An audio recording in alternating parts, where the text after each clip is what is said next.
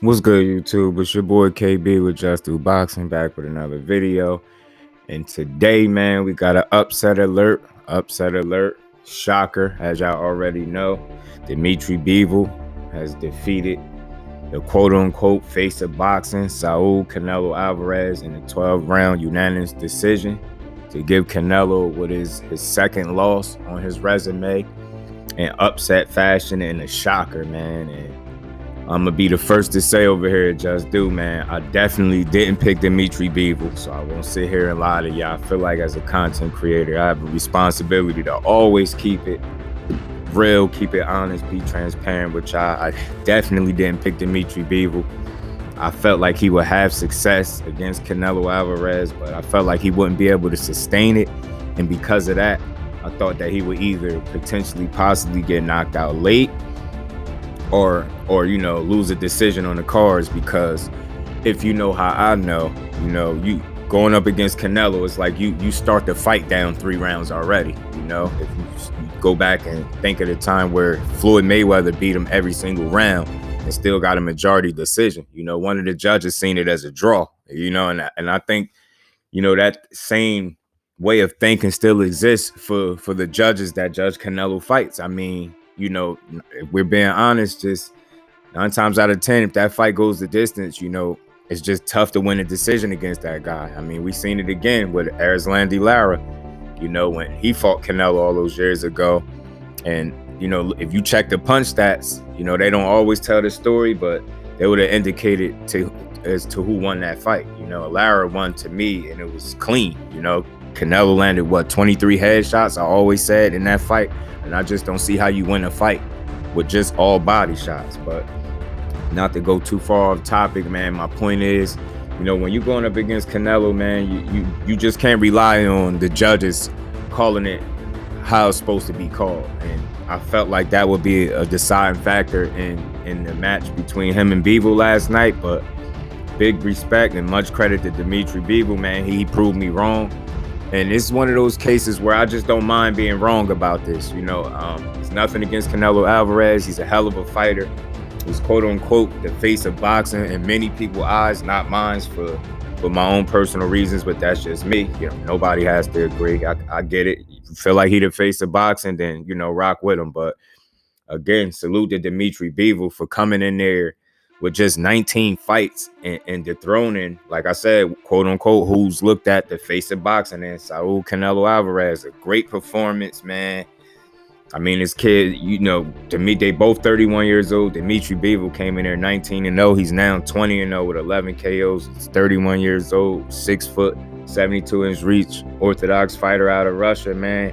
He pulled off the biggest upset of his career, man, where he completely outclassed, outboxed, outfought, and outthought Canelo Alvarez in every way, shape, or form, in my opinion. I mean, being honest, I don't think you could give Canelo more than 2 to 3 rounds absolute at best. You know, he just couldn't handle DMITRY BIVOL. And shout out to OTB, man. Shout out to my brother OTB, Boxing Class 101, man, for his breakdown on DMITRY BIVOL and Canelo and the fight. He had a hell of a breakdown. Y'all go check that out if y'all get a chance. And he was explaining in his video how active DMITRY BIVOL's jab is.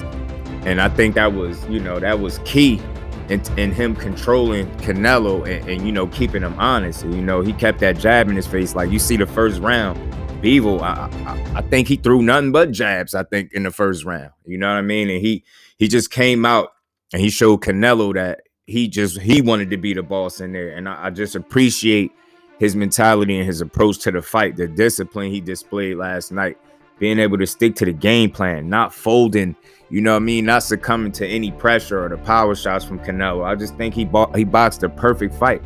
There's no better fight he really could have fought last night, in my opinion. You know, Canelo is still Canelo. He's going to compete. He's going to be there to compete. You know, you can't just anybody be anybody and beat him. You know what I mean? But DMITRY BIVOL, man, I don't even want to use the word levels how I usually use it, but he just was the more complete fighter. He had more to offer on the night. He had a better game plan and strategy. And as I've said, man, and you see the title of the video, cherry pick gone wrong. Now, before anybody bite my head off in the comments, if you just so happen to comment, I'm not calling DMITRY BIVOL a cherry pick. He's an undefeated champion, you know what I mean, that I definitely have respect for. I just felt like he would be able to compete but not win. And the reason I asked is this a cherry pick going wrong? Because that's what people were asking. You know what I mean? That's what people were calling DMITRY BIVOL, so to speak, a cherry. Some people, you know, not me. I didn't call him a cherry, but what I will say is I think there's bigger fights than a DMITRY BIVOL fight. There's no disrespect to him. He put on a hell of a show last night. But what I'm basically saying is there are fights that the people know, the fans wanted to see over, you know, him, Canelo and DMITRY BIVOL, such as, you know, Charlo and Canelo, you know, Canelo and Benavidez, Canelo and Andre. I mean, there's definitely big fights out there for Canelo. But for some odd reason, he just chooses not to accept those challenges. And, you know, in my honest opinion, I'm not saying that Canelo and his team looked at DMITRY BIVOL as a cherry pick or a cherry. What I do think is, you know, their plan backfired. I think he's seen a guy with 19 fights, inexperienced, and he probably felt, you know, based off his record, that he didn't have a lot of power. And I think once he got into the fight and you know, round one started, and I think as the rounds weighed on, I think he made a calculated mistake in underestimating DMITRY BIVOL's power. The reason I said that is because you've seen moments in the fight where, you know, you've seen Canelo in some positions you haven't seen him in his career in quite some time. If I'm not mistaken, the last time we seen Canelo visibly hurt was when he was about 19 against Miguel Cotto's brother all those years ago. And I'm not saying he was as hurt last night, but you've seen a few different occasions where it looked like DMITRY BIVOL's punching power was bothering him. And he alluded to it, you know, in the post-fight interview when they asked him. You know, he said he didn't think the weight was the issue, but he do think, you know, maybe the power. And he did mention DMITRY BIVOL's power twice being an issue for him. So, you know, that kind of surprised me. I didn't expect him to say that. And me, myself, I didn't think BIVOL would be able to hurt this guy.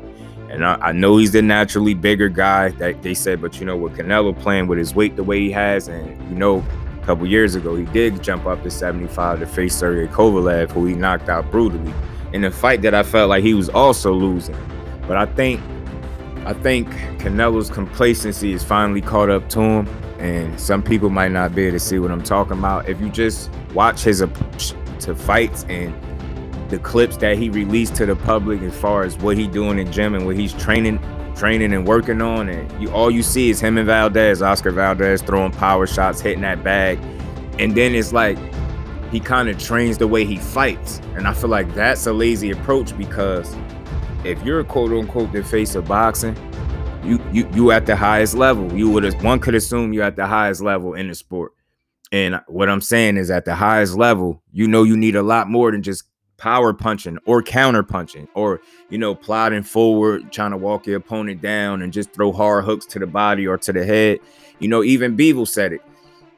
He kind of shot his load. He said early, you know, he maybe had more strength early on, but he was like, he blew his load, basically throwing all power punches, and he was tired. Like, name the last time you seen Canelo in a fight throwing arm punches, because he was visibly tired, sucking for air and things like that. And I'm just gonna be honest, man. I felt like this loss was long overdue. I felt like he had some gift decisions on his side that worked in his favor. One against Arslan Lara, the first Triple G fight, felt like he didn't win. You know, the second one, no doubt, respect, salute to him, he won that one. But the first Triple G matchup, I don't think he won. And I've said it.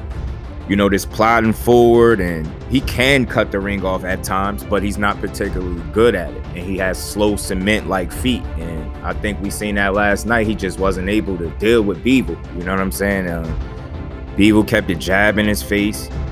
You know what I mean? He didn't languish on the ropes too long. You know, at moments in the fight, you seen Canelo kind of just willing to sit on the ropes. And I think that was a sign of defeat. Frustration. I think that was a sign of frustration, like, you know, and just him conceding to, you know, you just couldn't figure it out. So maybe it could have been him playing possum a little bit, trying to, you know, get BIVOL to open up so he could counter him. But you know, that shot never opened up and that opportunity never presented itself. And Bivol pretty much controlled the entire fight. He was never in trouble at any point in the fight. Yeah, he was never in trouble of losing the fight at any point. Like, he controlled the fight from the opening bell to the last. And you just seen moments in the fight where Canelo just looked gassed. I mean, by the fourth round, I visibly started noticing that he looked fatigued, and he was over there in the corner doing stretches and all these weird stuff in the corner in between rounds. I just didn't understand it. I felt like they were trying to psych themselves out. Like, if that man is tired, he need to be resting and using that 60 seconds to get some advice in the corner and, you know, to rest. And instead, you know, he just was doing some very unusual things in the corner, and I just didn't understand it. And I think it's time for us to start questioning just how good of a trainer Eddie Reynoso is. I'm not saying he's trash, but let's be honest. I mean, it's the blueprint is out there and the jig is up. People know what time it is with Canelo, man. It's just a certain style that he struggles with, and I'm not saying Bivol is exactly that style, but it's certain physical attributes that, you know, if a fighter possessed, Canelo is going to struggle with. He struggles with fighters with athleticism, with good feet, with good defense that can actually move. You know what I mean? Technically sound fighters. This is things we know. Athletic fighters, fighters with speed, foot speed as well as hand speed. You get what I'm saying? So I think it is what it is, man. And it's no secret to me, no disrespect to Canelo. You know, I don't think nobody is scared. I don't think you get to the level he's at, you know, our 60 to 61 fights ain't being scared. But I think after last night, it's the reason why he didn't want to fight Jermall Charlo, Demetrius Andrade, or even David Benavidez. He already been on record for saying he's not fighting any more Mexicans, which is disrespectful to the sport. And that's another question I have for these Canelo fans, man. How could you call yourself the face of the sport and you talking about you not fighting no Mexican fighters, and you're not saying about the black fighters, but you just not fighting? It's just people that you're not fighting. You gotta think Demetrius Andrade moved to 168 recently. That'll be his third division he competed in where Canelo was there. And he's still undefeated and a champion. You tell me you're not gonna fight that man? Because he's a horrible fighter, but you'll fight Rocky Fielding, Abney Yildirim, Callum Smith. You know, I think this was the prime example of somewhat of a cherry pick gone wrong, man. Like the video suggests, like the title of the video, cherry pick gone wrong, because I think he looked at Bivol and he underestimated him. I think he's seen inexperience with just the 19 fights, and maybe he looked at it the way we looked at it. He's not a devastating puncher, so he thought he would be able to deal with the power a lot better. And I think he was in for a surprise last night come fight night. And like I said, we seen Canelo in some compromising situations last night, languishing on the ropes. You know, it's almost like he conceded to defeat. It's like he just was cool with it. Like, all right, I can't beat this guy. And then, you know, the instructions that he got in the corner, let's be real, what adjustments did he make? The question I have for all the real Canelo fans is, honestly, man, be real with yourself. What adjustments did that man make the entire fight? Show me an adjustment that man made. He just didn't. He made no adjustment. He got his face boxed off for 12 rounds. DMITRY BIVOL came in. He came out the fight looking better than he did when he went in. You know what I'm saying? The dude already got bags under his eyes, so he got the kind of face that looked like it been punched a few times. But, you know, now he coming out of that fight, I mean, he just looked like new money. I mean, he didn't have a scar, a mark, a bruise, nothing on his face. He just looked like he just had a regular day of light sparring or something. And Canelo wore it on his face. And like I said, respect to him for taking the challenge. People say he bit off too much, more than he could chew. I don't really think it's that.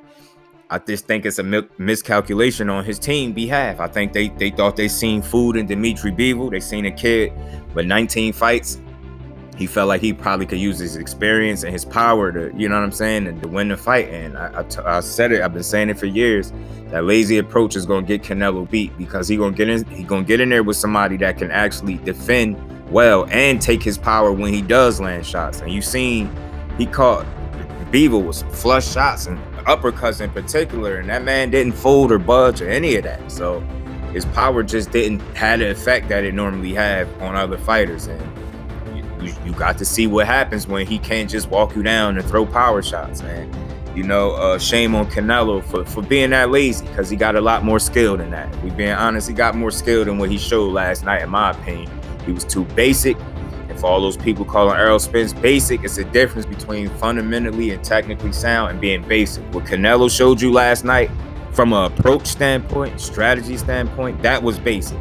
That was basic. And DMITRY BIVOL was 2 steps ahead of that man pretty much the entire fight. And it showed, and he dominated and won unanimously. And the judges almost tried to rob him. 115 to 113. Come on now. Even Canelo knew goddamn well that fight wasn't that close at all.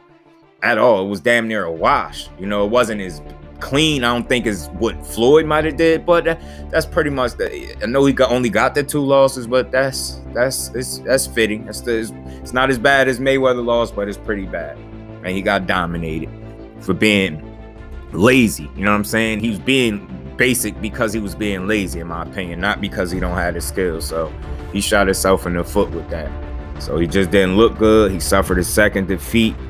You know, now I don't know what's next for him. Maybe he goes down to 168 and maybe he makes one of those other big fights, but he gonna have to defend them belts down there at 68. And I don't see him fighting at 75 again. He claims he wants the rematch, but I don't see him winning a rematch because I just feel like Bivol gonna do even better in the rematch. He got his number. The fight wasn't really even competitive. Canelo fought back. He didn't quit, but it really wasn't competitive when you look at the totality of the fight, man. Like I said, Canelo won about 3 rounds at best. You know, some people said about 2. He pretty much got dominated and just didn't look good from start to finish, man. Great win for DMITRY BIVOL to remain undefeated, moving his record to 20-0 with 11 KOs and retaining his WBA light heavyweight strap, man. Hopefully he gets the big fights he wants next. And you know, we got Arthur Beterbiev versus Joe Smith Jr., man. So we gonna get some clarity at the 175-pound division, man. But salute to Canelo Alvarez for fighting a tough fight, taking on a tough challenge.